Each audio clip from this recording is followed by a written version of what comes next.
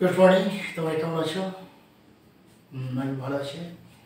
আসলে আজকে যে পদ্ধতিটা শিখবো আমরা, যদি কোনো বাংলা বাক্যের শেষে উচিত কথাটি থাকে তাহলে সহজেই ইংরেজি কীভাবে করবো সে বিষয়ে জানবো আমরা।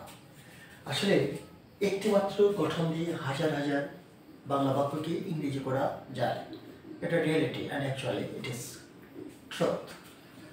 সো দেখো যে যদি বাংলা বাক্যে উচিত কথা থাকে, এখানে উচিত আছে, এই উচিত এটা থাকলেই বুঝে নেব যে subject should plus V1 plus object এটা বসাবো। That's all.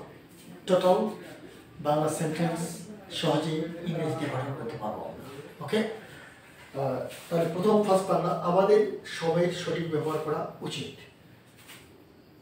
We should make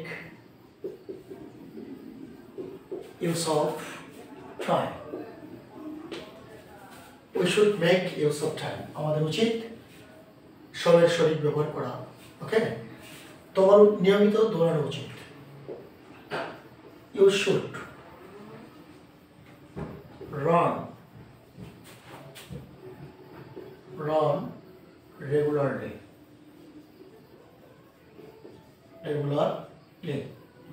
ওকে, তোমালিকার ইংরেজি শেখা উচিত।